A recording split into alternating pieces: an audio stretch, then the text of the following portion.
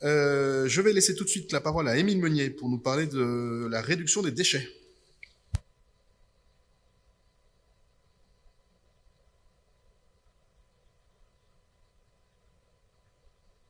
La DPE... Alors, peut-être que je peux directement laisser la parole à Thierry Caillet. Vas-y, Thierry. Oui, voilà. Il va répondre à ta question avant que tu la poses, si ça ne te dérange pas. Merci, monsieur le maire. Le travail de ces associations est primordial à la sensibilisation de la réduction des déchets.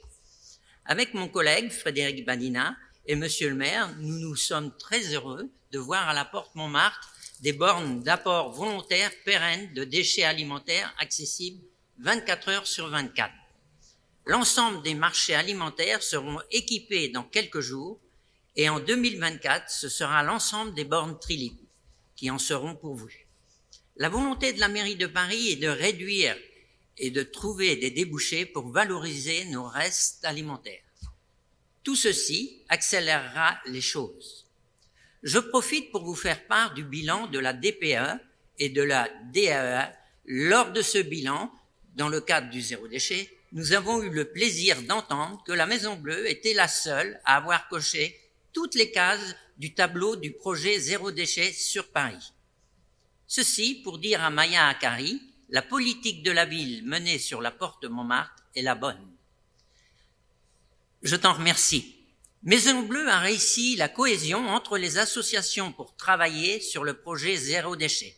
Ceci est visible dans le bilan de la ville de Paris, visible aussi par les actions réalisées et menées sur le terrain avec les associations locales, que je remercie.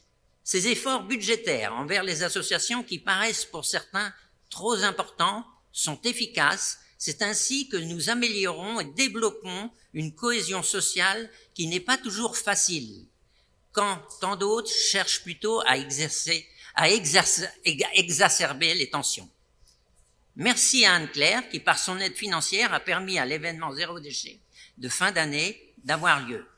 Tout ceci, monsieur le maire, pour confirmer notre bon choix d'avoir misé sur la Maison Bleue, sur un quartier politique de la ville pour mener le projet Zéro Déchet.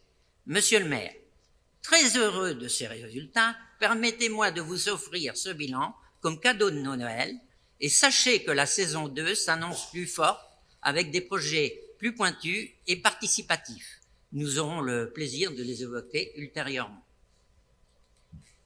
Merci beaucoup à Thierry Caillet, d'abord pour son engagement sur cette question dans ce quartier. C'est vrai qu'on a eu une discussion entre élus pour savoir quel était le bon territoire pour déployer en premier territoire zéro déchet, sachant que l'objectif est évidemment que 100% des quartiers bénéficient de cette politique dans les années qui viennent. Et Thierry a beaucoup insisté, à juste raison, pour qu'on non pas prenne le risque, mais qu'on aille sur un territoire où on pouvait imaginer que mettre en œuvre cette politique pourrait être plus compliqué que dans d'autres quartiers où peut-être les habitants auraient déjà été sensibilisés à cette question. Et le résultat obtenu démontre qu'on a souvent raison d'aller là où c'est un peu plus difficile et on a des très bons résultats. Et je dois dire, pour en avoir parlé à un certain nombre de mes homologues maires, que l'ambiance de notre territoire zéro déchet, l'impact sur les habitants et aussi, disons-le, la réalité de la réduction des coûts pour les habitants, c'est-à-dire le fait que les habitants disent « Attendez, en plus zéro déchet, ça me permet de faire des économies »,